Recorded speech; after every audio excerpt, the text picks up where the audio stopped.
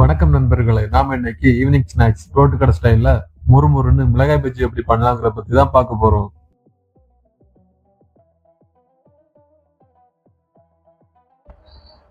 First நம்ம பஜ்ஜி மிளகாய் எடுத்து நல்லா கழுவிக்கலாம்.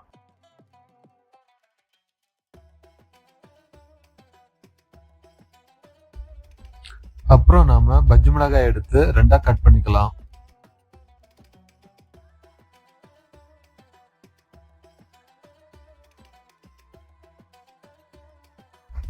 மிளகாய் பஜ்ஜி காரம் அதிகமா வேணும்னா விதையை அப்படியே விட்டுக்கோங்க. இல்ல காரம் மீடியமா போதும் அப்படின்னா விதையை ரிமூவ் பண்ணிக்கோங்க.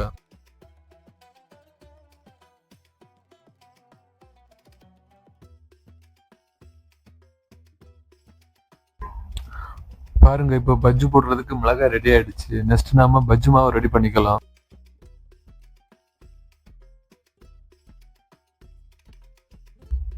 பஜ்ஜி மிளகாய் ரெடி பண்ணதும் நம்ம பஜ்ஜி மாவு ரெடி பண்ணிக்கலாம்.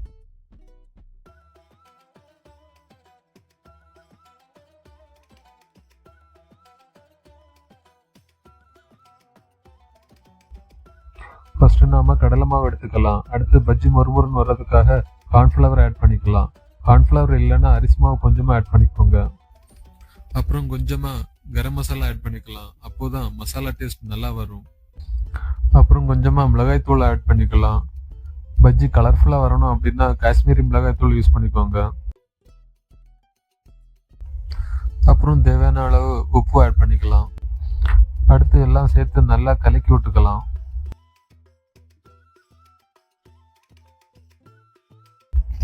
உங்களுக்கு வேணும்னா சோடா சால்ட் அப்புறமா கலர் ஆட் பண்ணிக்கோங்க. நான் அது சஜஸ்ட் பண்ண போறதில்ல.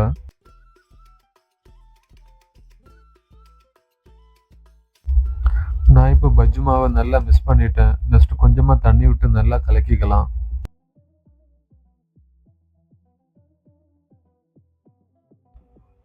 ஸ்பூன்ல கலக்கிறத விட கை இல்லைன்னா விஸ்கர்ல கலந்து விட்டீங்க அப்படின்னா மாவு நல்லா பக்குவமா வரும். இந்த பக்குவத்துல வந்துச்சு அப்படின்னா மாவு தண்ணி ரொம்ப அதிகமாகவும் இருக்கக்கூடாது, குறைவாக இருக்கக்கூடாது, மீடியமா இருக்கணும். இப்போ பாருங்க, தேவையான பதத்துல மிக்ஸ் பண்ணியிருக்கேன். நெக்ஸ்ட் மிக்ஸ் பண்ணி வச்சுக்கிற பஜ்ஜி மாவை ஒரு கப்பில் விட்டுக்கலாம். எதுக்குன்னா அப்போதான் மாவு மிளகுல நல்லா மிக்ஸ் ஆகி வரும். சரி, இப்போ கடாயில் தேவையான அளவு ஆயில் ஊற்றிக்கலாம். ஆயில் ஹீட் ஆனதும் ஸ்டவ்வை மீடியம் ஃப்ளேமில் வச்சுக்கலாம்.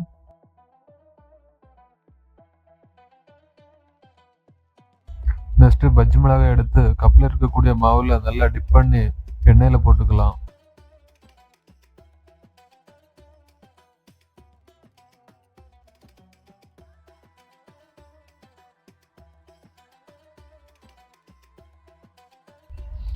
ஒரு பக்கம் வந்துச்சுன்னா திருப்பி போட்டுக்கிட்டு அப்புறமா ரெண்டு பக்கம் நல்லா வந்து அப்புறமா வெளியே எடுத்துக்கலாம்.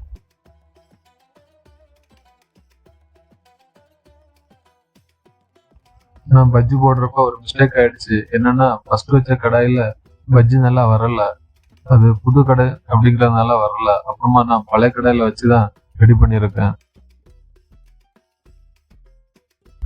பஜ்ஜி கோல்டன் கலர்ல வந்துச்சு அப்படின்னா நல்லா வந்திருக்குன்னு அர்த்தம். இப்ப பாருங்க, சூப்பரா மொறுமொறுன்னு இருக்கக்கூடிய பஜ்ஜி ரெடி ஆயிடுச்சு. இந்த மிளகாய் பஜ்ஜி மேல கொஞ்சமா பொடியா நறுக்குன்னு ஆனியனை போட்டுக்கலாம். இந்த மிளகாய் பஜ்ஜி கூட புதினா சட்னி, கார சட்னி எது வேணாலும் வச்சு சாப்பிட்டுக்கலாம்.